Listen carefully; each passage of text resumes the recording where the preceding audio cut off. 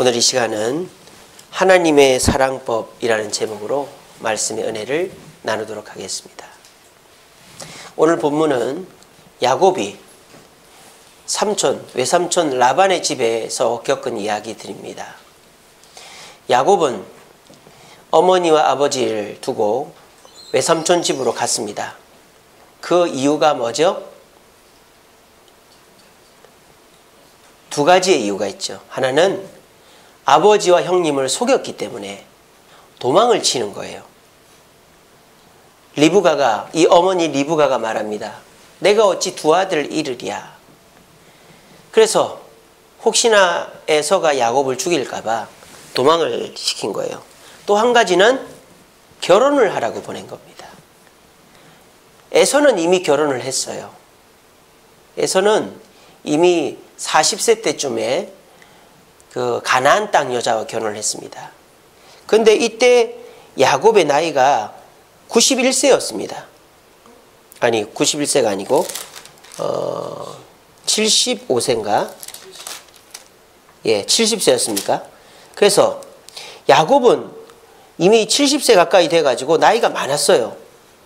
그러다 보니까 이 야곱은 이미 결혼 때가 늦었단 말이에요. 그래서 이 이삭과 리브가는 외삼촌 집에 가서 우리 집안 사람들 중에서 아내를 고르라고 이렇게 보냈던 것이죠. 그래서 이 야곱은 늦은 나이지만 결혼을 하려고 이제 갔어요. 근데 이 야곱이 사랑한 여인은 누구였죠? 네, 라헬이었습니다. 그래서 이 라헬을 사랑해가지고 이 라헬과 결혼하기로 다 약속을 했어요. 그래서 그 외삼촌 라반도 그래, 네가 7년 동안 일을 하면 라헬을 너에게 줄게. 그래서 이제 야곱이 열심히 7년 일을 해서 이제 첫날 밤이 됐죠. 그래서 잠자리 들었다 눈을 뜨니까 옆에 누가 누워 있는 거예요? 라헬이 아니라 레아가 누워 있었던 것입니다. 레아가. 그러니까 이 야곱이 갈등하기 시작했습니다. 나는 라헬과 결혼하려고 그랬는데 왜 레아가 내 옆에 있지? 그러면서 외삼촌한테 따진 거죠. 그래서 결과적으로 어떻게 됩니까? 야곱은 7일 후에 또 이 라헬을 자기 아내로 맞아들입니다. 그리고 어떻게 됩니까? 이 라헬과 레아의 여종들 빌하와 실바도 자기의 첩으로 얻게 됩니다. 그래서 야곱은 총 부인이 몇 명이에요? 4명이 된 거예요. 4명이. 자, 이것이 엄청난 문제를 가져오게 된 거예요. 왜 그렇습니까? 원래 결혼은 어떻게 하는 거죠? 일부일처입니다. 한 남자와 한 여자가 결혼하는 것이 일부일처입니다. 일부일처가 최초로 깨진 것이 바로 야곱 때입니다. 아담도 부인이 한 명이었고 노아도 부인이 한 명이었고 아브라함도 부인이 한 명이었고 물론 아브라함의 첩들이 있었지만은 그리고 이삭은 진짜 리브가가 한 명밖에 없었어요. 그런데 이 야곱은 본처만 둘이고 첩이 둘이나 있었어요. 일부일처가 공식적으로 깨진 것이 누구 때입니까? 바로 이 야곱 때인 것입니다. 이것은 굉장한 큰 문제죠. 그런데 야곱도 이거를 예상치 못했던 것 같아요. 그러니까 이게 굉장히 딜레마인 것이죠. 왜냐? 자기가 사랑하는 여인은 라헬이에요. 근데 일단 내 부인이 된 사람은 사랑하지 않는 레아예요. 그러니까 야곱이 갈등할 수밖에 없죠. 우리 어머니 아버지도 우리 아버지도 부인이 한 명인데 내가 부인을 2명을 둘 수는 없는데 내가 이 라헬은 사랑하지 않는데 어떻게 하지? 레아를 사랑하지 않는데 어떻게 하지? 고민했을 겁니다. 그런데 이 야곱은 자기의 사랑을 버릴 수가 없었던 거죠. 이게 결론적으로 야곱의 인생을 꼬아버리게 만든 거예요. 그래서 이 야곱은 부인이 4명이었지만 자식들이 많았지만 바람잘 날 없는 가정이 되어버린 것입니다. 이 모든 것이 뭡니까? 야곱이 사랑을 선택하면서 4명의 부인을 두고 그리고 그 속에서 서로 시기 질투하면서 가정에 불화가 있었던 거예요. 자, 그런데 여기서 신기한 것은 뭡니까? 야곱이 일부 일처를 깨뜨렸다고 해서 하나님이 야곱을 버렸습니까? 안 버렸습니까? 버리지 않았다는 것입니다. 하나님은 야곱이 일부 일처를 깬 것에 대해서 여러분들은 어떻게 생각하십니까? 하나님이 그거를 아무렇지도 않게 생각하셨다고 생각하십니까? 아니면 그걸 굉장히 화가 나셨을 것 같아요. 저는 하나님 굉장히 화가 났을 거라고 생각합니다. 두 사람이 한 몸이 되는 거지 어떻게 남자 하나와 여자 여럿이 하나가 될 수 있겠습니까? 그러니까 하나님은 제 개인적으로 생각할 때 이 상황을 납득하지 못하고 받아들일 수 없었을 거예요. 그런데 신기한 것은 뭡니까? 하나님이 그 야곱을 버리지 않았다는 것입니다. 이게 뭐다? 하나님의 사랑법이라는 것입니다. 하나님은요, 나와 생각이 다르다고 사람을 버리지 않습니다. 하나님은 실수했다고 사람을 버리지 않습니다. 하나님은 나와 대립한다고, 나에게 도전한다고 사람을 버리지 않습니다. 물론 하나님이 버리는 사람들이 있죠. 뭐 바리새인들, 사두개인들, 이런 독사의 자식이라고 말한 사람들은 하나님이 곁에 오지도 못하게 하고 말씀도 어렵게 하고 이렇게 합니다. 하지만 하나님께서 자기 자녀이고 백성인 자들은 절대 버리지 않아요. 죄를 지어도, 실망을 주어도, 문제를 일으켜도 하나님은 버리지 않습니다. 그래서 오늘 이 시간에는 하나님은 도대체 어떤 사랑의 기준을 갖고 계시길래 하나님의 뜻에 정면으로 대립하는 이런 일을 벌려도 버리질 않는가에 대해서 한번 생각해 보고자 합니다. 그러면서 저와 여러분들의 사랑에 대한 관념을 고치는 시간이 되기를 바라요. 우리는 내 기대에 어긋나거나 실수하는 사람을 용납하지 않습니다. 한두 번은 용서하죠. 하지만 정말 계속적으로 내 기대를 실망시키거나 내 뜻과 다르게 행동하면 대판 싸우거나 야단치거나 해서 그 사람을 안 봅니다. 이게 일반적인 사랑법이에요. 그러다 보니까 하나님도 나를 그렇게 사랑한다고 생각해요. 우리가. 하나님은 전혀 그게 아닌데, 하나님은 똑같이 우리를 사랑하는데 우리가 그냥 자기 발이 도둑이 제 발 저리듯이 하나님은 이제 나를 사랑하지 않을 거야, 하나님 나를 미워할 거야, 내가 하나님께 벌 받을 거야, 이렇게 생각하면서 자기 스스로 하나님의 사랑을 거절하고 떠나버리는 이런 어처구니 없는 일이 실질적으로 우리의 삶 속에서 벌어지고 있는 것입니다. 그래서 오늘 이 시간에는 하나님은 우리를 어떻게 사랑하시는지를 보면 우리의 사랑이 흔들리지 않게 되는 것입니다. 그리고 저와 여러분들도 우리의 사랑법을 바꿔야 될 필요가 있습니다. 내 자녀가, 내 아내가, 내 남편이, 내 지인이, 내 교회 성도가 내 기대에 져버리고 나와 대립하고 나와 다투어서 이제 난 저 사람 안 볼란다, 나는 넌 내 자식 아니다, 당신 이제 필요 없어, 이렇게 다투면서 서로의 사랑이 순식간에 미움으로, 무관심으로 돌변하는 그런 사랑하면 우리는 이 세상에 사랑할 수 있는 사람이 아무도 없어요. 근데 저와 여러분들이 오늘 배우는 이 사랑법대로 하면 모두를 사랑할 수 있게 됩니다. 물론 원수 몇몇 사람 사랑할 수 없겠죠. 그런 사람도 있을 수 있어요.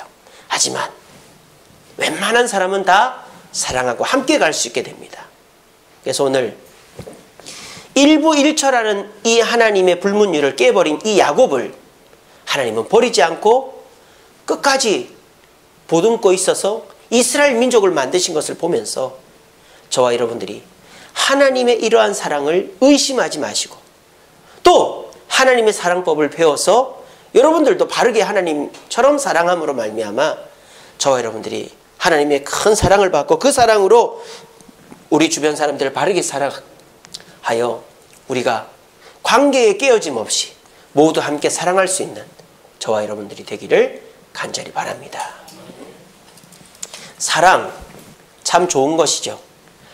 세상 노래의 7, 80%의 주제가 사랑입니다. 사랑의 기쁨이나 슬픔, 미움, 이런 것들을 노래하는 거죠. 세상 드라마나 영화의 모든 소재의 대부분이 사랑 이야기입니다. 근데 이 사랑은 너무나도 쉽게 한순간에 실망으로 바뀝니다. 그래서 영화나 드라마나 노래를 보면 사랑했다가 실망하고 실망했다 사랑하는 이것이 수도 없이 반복하는 걸 봅니다. 자, 그러면 사랑이 어떨 때 실망으로 바뀔까요? 우리가 어떻게 사랑하면 실망으로 바뀌기 쉬울까요? 첫째는요, 사람을 사랑할 때 무언가를 기대하고 사랑하면 실망하게 되어 있습니다.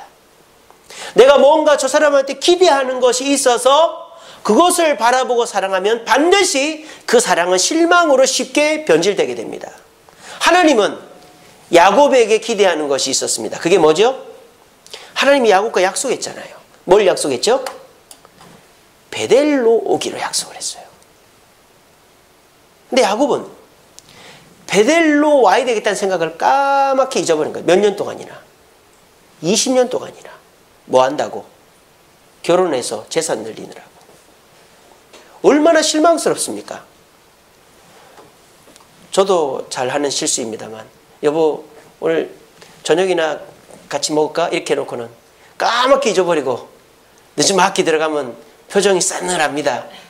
뭐 잘못한 거 없어? 그러면 잘못한 거 없는데 몇 시야? 그러면 지금 10시네? 아까 뭐라고 그랬어? 아차 싶은 거예요. 그러니까 뭔가 기대를 했는데 그 기대에 부응을 못하면 그것은 금방 실망으로 돌아서게 돼 있는 거예요. 지금 그런 상황인 거죠. 하나님께서 이 야곱과 베델에서 만나자고 했는데 이 야곱이 안 나타나는 거예요. 1년이 지나도 2년이 지나도 5년이 지나도 10년이 지나도 20년이 지나도 안 나타나는 거예요. 그런데 하나님은 야곱에게 실망하지 않았습니다. 왜요? 야곱을 사랑했기 때문입니다. 그럼 도대체 하나님의 사랑은 도대체 어떤 사랑이길래 이렇게 기대를 저버린 야곱을 끝까지 사랑할 수 있느냐? 하나님의 사랑은 기대하는 사랑이 아니라 존재를 보는 사랑이다라는 겁니다. 존재. 여러분 이걸 잘 기억하십시오. 하나님은 야곱의 어떤 것들을 기대해서 사랑한 게 아니라 야곱 자체를 사랑한 것입니다. 이게 중요한 것입니다. 야곱이라는 존재, 휴먼 빙, 야곱이라는 인간 자체를 사랑한 것입니다. 야곱이 죄를 짓고 약속을 어기고 나쁜 짓을 하고 일부 일처가 아닌 일부 다처를 해도 야곱이니까 사랑한 것입니다. 근데 우리는 이것을 몰라요. 내가 잘해야 사랑을 받고 내가 못하면 벌을 받는다고 생각하는 거예요. 왜? 우리가 그렇게 사랑하니까. 잘하는 자녀는 이쁘고 못하는 자녀는 미우니까. 마누라가 잘할 때는 이쁘고 남편이 나쁜 짓 할 때는 밉고 우리 그렇게 사랑하니까 하나님도 그렇게 나를 사랑할 거라고 생각하는 거예요. 그렇지 않아요. 하나님은 자녀냐 아니냐를 가지고 사랑의 기준을 하는 겁니다. 구약 성경에 역사관이 두 가지가 있어요. 하나는 신명기적 역사관이 있어요. 그건 뭡니까? 말씀을 지키면 복을 받고 말씀을 어기면 벌을 받는다는 것입니다. 그래서 구약의 백성들도 말씀을 지키면 복을 받고 이방인들도 말씀을 지키면 복을 받는 거예요. 아수르가 요나가 갔을 때 회개하라고 그랬을 때 회개하니까 용서함 받았잖아요. 근데 하나님의 백성도 말씀을 안 지키면 벌을 받는 거예요. 사울왕 같이. 이게 신명기적 역사가 아니에요. 근데 이게 바뀌는 시기가 있습니다. 언제냐? 역대기서부터 바뀝니다. 그때서부터 역대기적 역사관으로 바뀌어요. 이게 뭡니까? 하나님의 족보에 들어있느냐 아니냐로 바꾸는 거예요. 그래서 역대기서는 뭡니까? 다윗의 역사만을 중점적으로 열왕기서에서 뽑아서 기록하는 것이죠. 하나님의 족보에 들어있는 사람, 하나님의 자녀는 하나님의 자녀이기 때문에 사랑하는 거예요. 근데 하나님의 자녀가 아닌 사람은 하나님이 사랑하지 않는 것입니다. 그 역대기적 역사관은 그 이후로부터 쭉 이어져 내려오고 지금도 그런 것입니다. 저와 여러분, 하나님의 사랑은 어떻게 생각하십니까? 하나님은 여러분들이 잘할 때는 사랑하고 못할 때는 미워하는 그런 세상의 사랑으로 여러분을 사랑하는 것이 아닙니다. 여러분이 누구이기 때문에, 제가 박희재이기 때문에 저를 사랑하는 겁니다. 공부 잘하는 박희재, 성실한 박희재, 목회 잘하는 박희재, 효도하는 박희재가 아니고 그냥 박희재이기 때문에 사랑하는 거예요. 이거를 깨닫는 자는 흔들림이 없죠. 이거를 깨닫는 자는 불안함이 없죠. 이거를 깨닫는 자는 하나님 앞에 담대히 어떤 죄를 지어도 나아갈 수 있게 되는 것입니다. 베드로전서 2장 9절 말씀에 너희는 택하신 족속이요 왕같은 제사장이요 거룩한 나라요 그의 소유된 백성이라고 그랬습니다. 이게 뭐 다 똑같은 말이잖아요. 택하신 족속, 왕같은 제사장, 거룩한 나라, 그의 소유된 백성, 다 내 자녀라 이 말이에요. 왜 그렇게 많이 반복을 했을까요? 그만큼 확실하게 너는 내 거라는 거예요. 그러니까 두려워하지 말라는 거예요. 염려하지 말라는 거예요. 나는 네가 잘하고 못해서 자녀 삼고 복을 주는 게 아니라 네가 내 자녀이기 때문에 복을 준다는 거예요. 우리가 이 사랑을 회복할 때 우리는 마귀가 우리에게 속삭이는 것을 이겨낼 수 있습니다. 마귀가 우리에게 뭐라고 속삭입니까? 우리가 실수를 하거나 반복적으로 죄를 지을 때 네가 그러면서도 목사야, 네가 그러면서도 장로야, 네가 그러면서도 권사야, 집사야, 네가 그러면서도 아빠야, 엄마야, 네가 그러면서도 교회 다닐 자격이 있어? 당장 때려쳐! 그럴 때 우리 마음은 흔들립니다. 그렇지, 내가 이러면서도 이런 말할 자격이 있을까? 그 틈을 비집고 마귀가 들어오는 겁니다. 그럴 때 우리는 뭐라고 외쳐야 됩니까? 아니야! 나는 택하신 족속이고 왕같은 제사장이고 거룩한 나라고 하나님의 백성이야. 어디서 까불고 있어? 당장 떠나! 이렇게 하면 되는 거예요. 이 시간 분명히 기억하십시오. 우리가 어디에 있든지 어떤 모습이든지 하나님은 우리에게 기대한 것을 가지고 우리를 사랑하는 것이 아니라 우리 자체를 사랑하심을 깨닫고 하나님의 그 사랑 앞에 감격하고 감사할 수 있는 저와 여러분 되기를 바랍니다. 그리고 우리가 이 사랑을 본받아야 됩니다. 여러분들이 사랑하는 사람들 한번 생각해 보십시오. 어떤 사람들을 사랑하죠? 뭐 내가 필요한 사람 말고요. 필요한 사람 말고 직장 동료라든지 뭐 이웃이라든지 지인 이런 사람 말고 내가 사랑한다고, 그래도 내가 사랑한다고 말을 해본 사람 떠올려 보세요. 남편, 아내, 자녀들, 부모, 형제, 성도들, 친구, 우리 그런 사람한테 사랑해, 사랑해, 내가 너 사랑하는 거 알지? 우리 그런 말 나 뜨겁지만 하잖아요. 여러분 한번 곰곰이 생각해 보세요. 그런 사람들 여러분 왜 사랑하죠? 나한테 뭐 해줘서 사랑합니까? 물론 해주면 좋게 하지만 만약 그 사람이 나한테 안 해준다고 사랑 안 할 겁니까? 안 할 겁니까? 아니잖아요. 다 사랑할 거잖아요.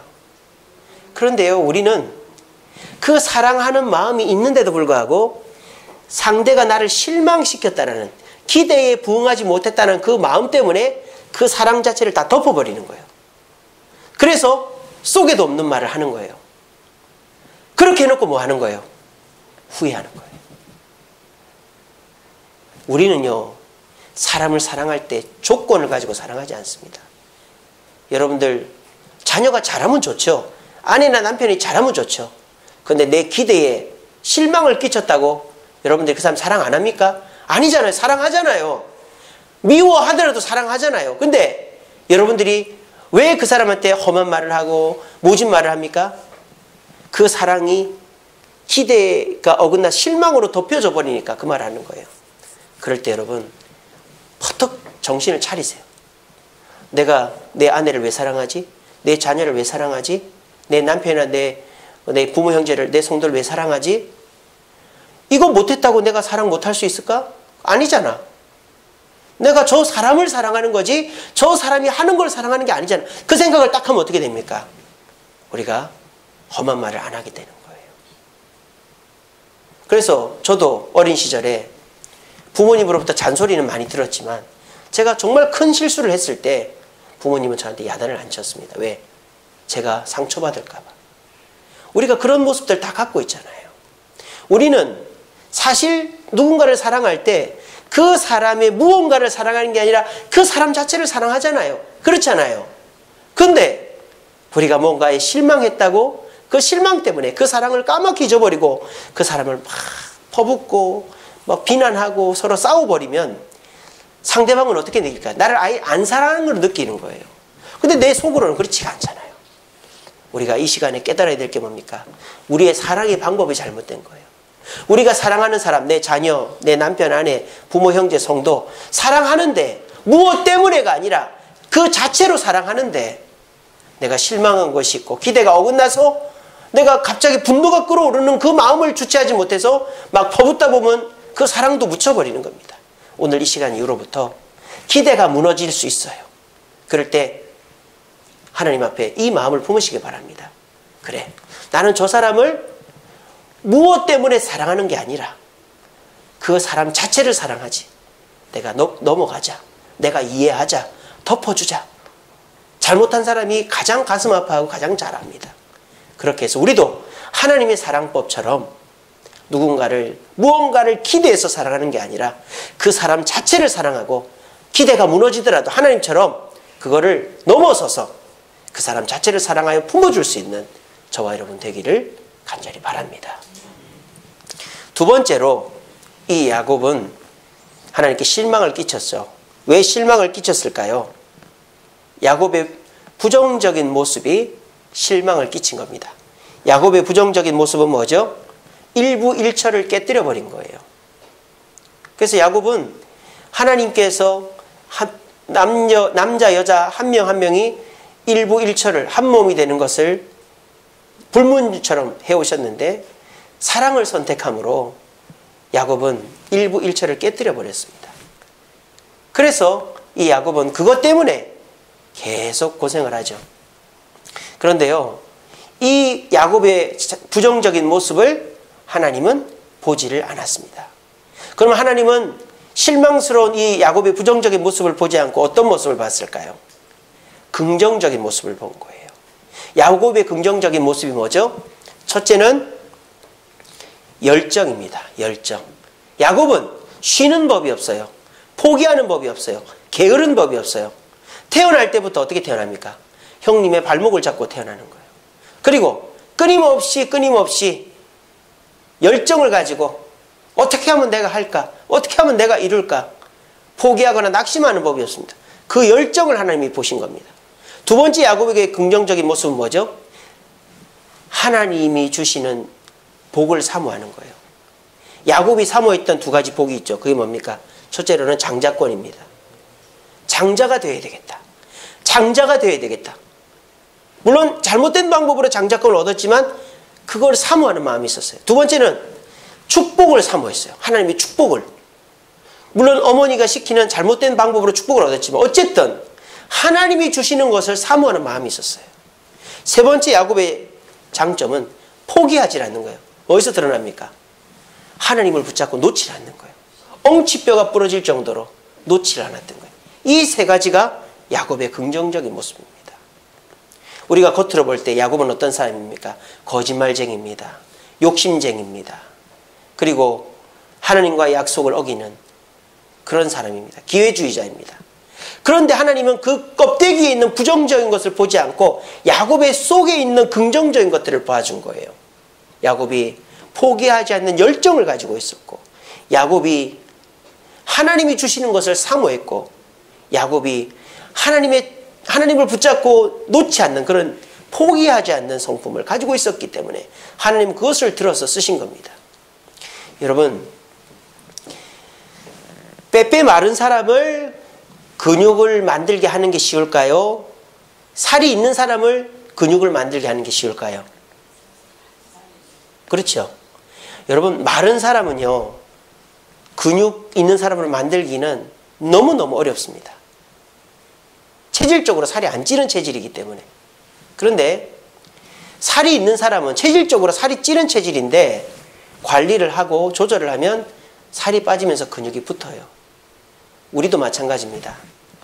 열정이 있는 사람을 다듬어서 쓰는 게 쉽지, 아예 열정도 없는 사람을 열정을 줘가지고 한다는 것은 진짜 어려운 일이에요. 아예 이런 돌이나 나무를 깎아가면서 조각을 하는 게 쉽지, 붙여가지고 하는 거는 어려워요. 마찬가지입니다. 우리가요, 부정적인 것을 보면서 그 부정적인 것 때문에 아무것도 할 수 없다고 생각하면 진짜 아무것도 할 수가 없어요. 근데 그 사람의 부정적인 것들을 하나씩 드러내면서 긍정적인 것을 드러나게 할 때 그 사람은 쓰임받을 수 있는 겁니다. 이 세상에서 긍정적인 모습만 있는 사람이 도대체 누가 있습니까? 아무도 없습니다. 다 한두 가지 이상의 부정적인 모습이 있어요. 그런데 우리가 그 부정적인 모습을 보고 이 사람 이래서 안 되고 저 사람 저래서 안 된다면 하나님 앞에 쓰임받고 사랑받을 사람은 없는 거죠.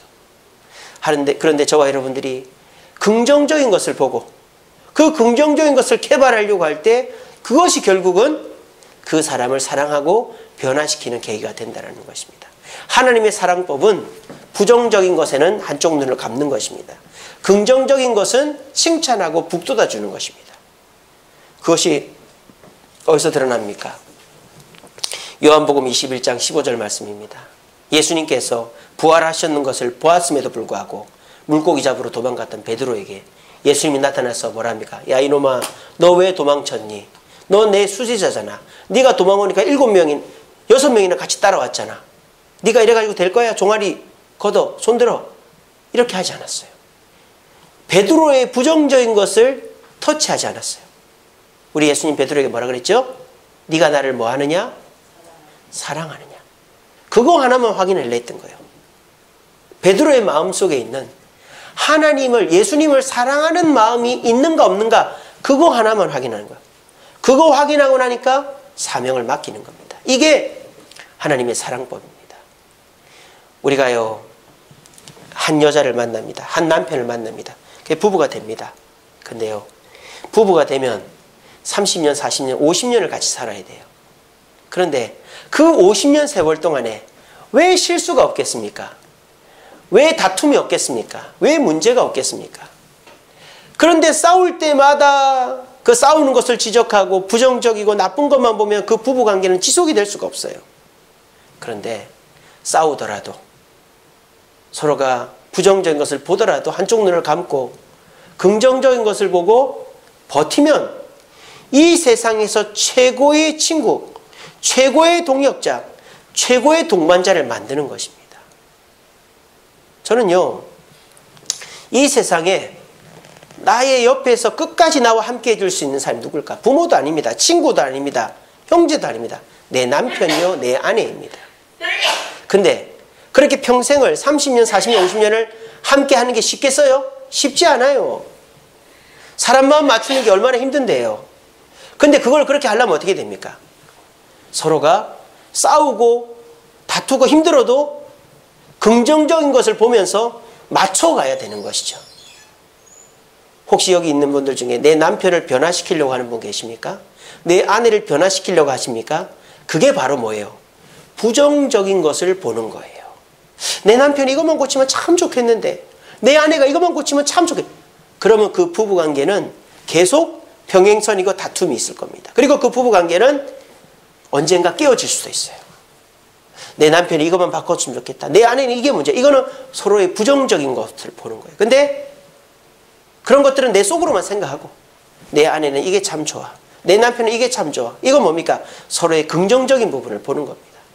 그러면 서로가 점점 가까워져서 한 몸이 되는 거예요.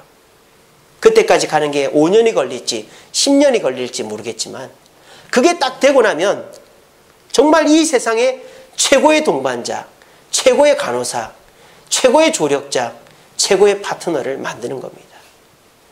저는 저희 집사람이랑 엄청 싸웠어요. 여러분들한테 말할 수 없는 수많은 일이 있었습니다. 그런데 제가 대솔교회 부목사 하면서 새해에 우리 아차산 해돋이를 보러 갔어요. 그때가 우리 결혼 10주년이었습니다. 그래서 우리 참 고생 많이 했다. 지금 우리가 13주년이거든요. 14주년 되거든요, 올해가. 근데 이제는 당신이랑 나랑 한 몸이 된 것 같다. 10년 만에. 그래서 지금은 저희 집사람이 실망스러운 모습을 보여도 제가 애써 그거를 외면해버려요. 저희 집사람도 제가 실망스러운 모습을 보이면 애써 그거를 생각을 안 하려고 합니다. 왜? 서로가 서로에게 좋고 사랑하고 긍정적인 것만 보기 때문에. 그래서 결과적으로 저는 이 세상에서 최고의 저를 도와줄 수 있는 사람을 하나 딱 만든 거예요. 몇 년 만에? 10년 만에. 혹시 아직 내 아내가 내 최고의 파트너다 생각 못하고 있는 분 계십니까? 내 남편이 최고의 파트너다 생각 못하고 있는 분이 계십니까? 왜 그럴까요? 부정적인 눈으로 내 남편과 내 아내를 보기 때문입니다. 그걸 버려보세요. 그리고 긍정적인 눈으로 보세요. 그러면 사랑하게 됩니다. 그게 진짜 사랑이고, 그러면 정말 최고의 동반자를 얻는 거죠. 이 세상 사람들 얼마나 어리석은지 아세요? 결혼 안 하고 사는 사람들. 내가 번 돈을 남하고 나누기 싫은 거예요. 내가 다 누리고 싶은 거예요. 근데 결과적으로요, 나이가 들고 내가 가진 직장과 돈이 다 떨어지면은 그때 가서 후회하는 거예요. 우리에게 있어서 결혼이라는 게 어리석어 보이고 돈 낭비 같고 자녀들 때문에 속 썩는 것 같죠. 여러분, 자녀는요 20년만 내 곁에 있는 겁니다. 자녀는 내 곁에 20년만 있는 거예요. 40년, 50년은 내 아내와 내 남편만 있는 거예요. 근데 계속 내 남편이 이것만 바꿨으면 좋겠다. 내 아내가 이것만 그러면은 사랑할 수가 없는 거예요. 남편과 아내뿐만 아니라 우리가 긍정적인 것을 보려고 할 때 우리는 진짜 사랑을 하게 되어지는 것입니다. 우리 하나님은요, 여러분들의 부정적인 것은 한쪽 눈을 가려버려요. 그리고 여러분들이 잘못한 것은 예수님께 회개하면 예수님 보혈로 가려버려요. 그리고 여러분들이 잘하는 것만 보십니다. 오늘도 신방 가면서 그런 대화를 나눴어요. 차 안에서. 어떤 사람은 성격이 이래서 좋은데 어떤 사람은 이래서 성격이 좀 그런 것 같다. 그런 얘기가 나와서 제가 그랬습니다. 성격에 좋고 나쁨은 없다. 온순한 사람이 좋을 때도 있지만 답답할 때도 있다. 다혈질적인 사람이 너무 부담스러울 때도 있지만 진취적일 때도 있다. 성격은 좋고 나쁨이 없다. 하나님께 쓰임 받느냐 안 받느냐의 차이일 뿐이다. 그랬습니다. 저와 여러분들도 마찬가지죠. 내게 있어서 나쁜 건 없어요. 하나님이 좋게 보고 쓰시면 그건 긍정적인 것이 되는 겁니다. 우리 모두가 하나님은 우리의 부정적인 것은 감춰버리고 긍정적인 것만 보는 줄로 기억하시고 하나님의 사랑을 절대 의심하지 않는 저와 여러분 되기를 간절히 바랍니다. 그리고 우리가 앞으로 사랑을 하나님처럼 합시다. 부정적인 것은 감춰버리고 내 아내를, 내 남편을 저 사람은 저래서 좋아. 저 사람은 저런 모습이 때로는 안 좋지만 이럴 땐 참 좋은 것 같아. 그러면서 내 남편을 보고 내 아내를 보고 내 지인을 보고 내 성도를 보고 내 자녀를 볼 때 내 주변의 사람은 다 사랑하게 될 것입니다. 우리 모두가 그런 사랑할 수 있는 저와 여러분 되기를 간절히 바랍니다. 마지막으로 우리가 어떨 때 실망합니까? 현재의 모습을 보면 실망합니다. 야곱의 현재의 모습은 어떤 모습이죠? 부인을 4명이나 뒀습니다. 부인들은 서로 찢고 볶고 싸웁니다. 레아가 아기를 낳으니까 라헬이 막 화가 납니다. 그래서 자기 종을 첩으로 줘가지고 애를 낳게 합니다. 그러니까 또 레아는 또 화가 나서 자기 종을 또 첩으로 줘서 애를 낳게 합니다. 그런 식으로 막 찢고 볶고 싸우는 결과로 12남 1녀가 태어나는 거예요. 그리고 이 야곱은 생각해보니까 모아둔 재산이 하나도 없어요. 어떻게 합니까? 6년 동안 삼촌을 속여가지고 재산을 만드는 거예요. 야곱의 현재의 모습은 바뀐 게 없어요. 그 이삭하고 같이 원래 집에서 같이 살 때나 여기 와서나 똑같이 속이고 똑같이 나쁜 짓 하는 거예요. 근데 하나님은 야곱의 무엇을 보면 사랑하셨을까요? 미래를 보신 거예요. 어떤 미래? 야곱이 하나님의 백성, 이스라엘 백성의 실질적인 출발이 12지파의 출발이 되어서 그 12지파가 하나님의 백성이 되어서 이집트에 갔다가 200만이라는 인구를 이끌고 가나안 땅에 정착하게 될 것을 보신 거예요. 그것을 보고 현재의 야곱을 이해해 주시고 덮어주신 것입니다. 사랑은 이렇게 하는 것이죠. 하나님은 우리 현재의 모습을 보지 않습니다. 저와 여러분들이 현재에 부족한 점들이 있죠. 성격적으로나 습관적으로나 또 내 상황적으로 하나님 앞에 하나님 뜻에 안 맞는 게 있어요. 그렇다고 해서 하나님은 우리의 현재의 모습 때문에 우리를 내치지 않습니다.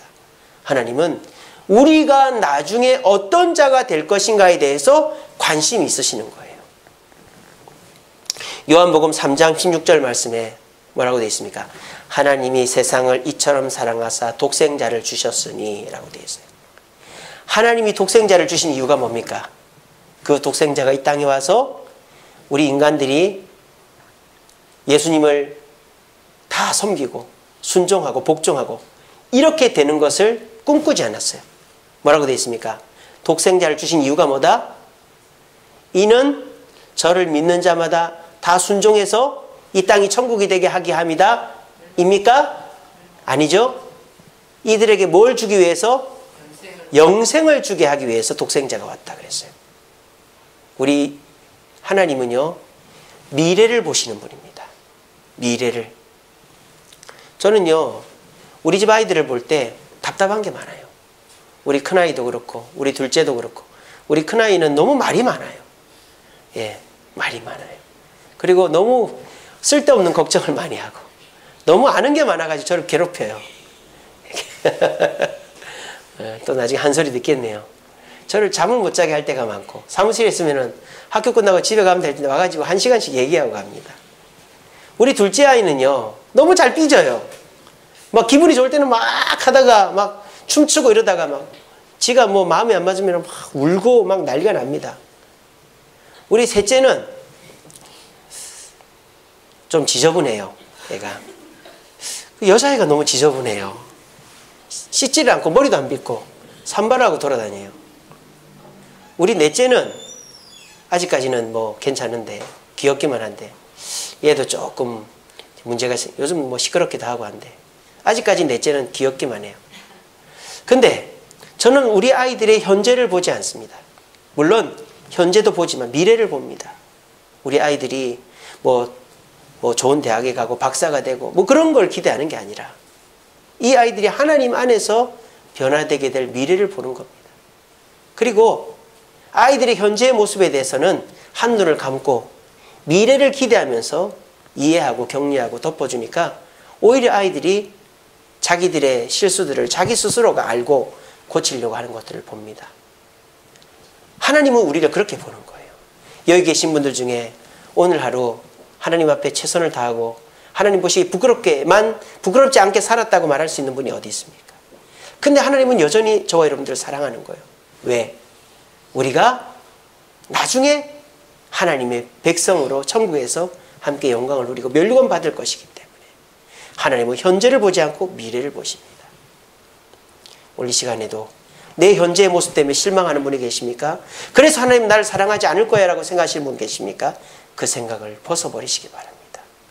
하나님은 누군가를 사랑할 때 현재의 모습이 아니라 나중의 모습, 야곱이 이스라엘이 되어 하나님의 백성의 모태가 될 것을 기대하며 야곱을 사랑하시고 품어주신 거예요.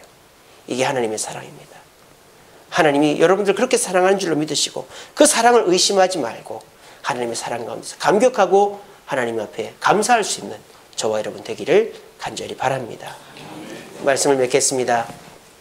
여러분, 하나님은 여러분들을 사랑하십니다. 믿으십니까? 자, 우리 눈을 감고 이렇게 고백합시다. 하나님은, 우리 큰 소리로, 하나님은 나를 사랑하셔. 자기 이름을 넣어서 하나님은 박희재를 사랑하셔. 믿으십니까? 옆에 사람에게 하나님은 당신을 정말 정말 사랑하십니다. 시작.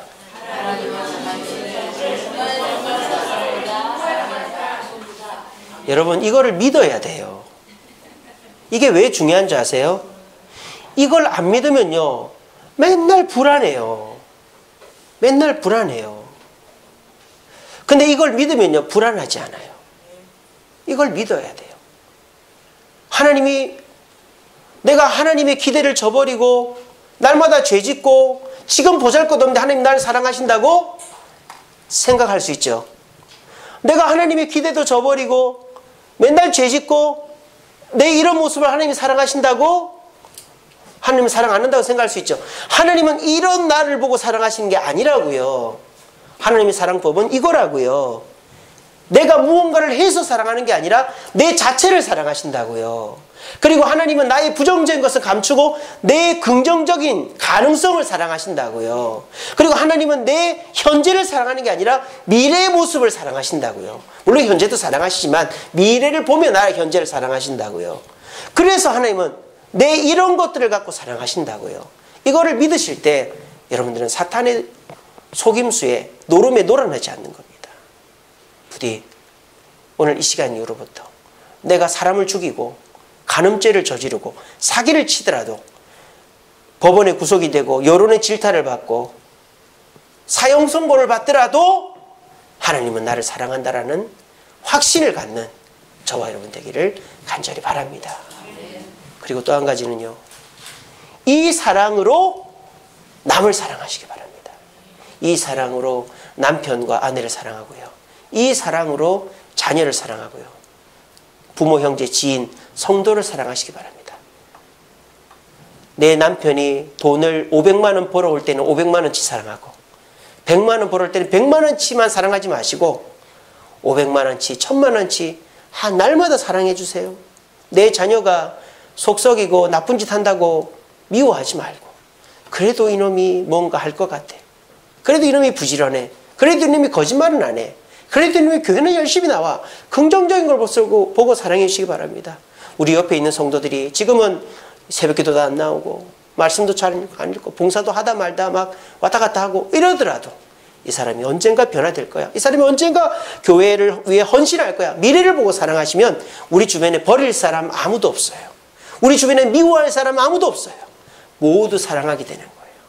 특별히 내 남편, 내 아내 이만큼 귀중한 사람이 없어요. 죽을 때까지 내 옆에 있어줄 사람 아닙니까?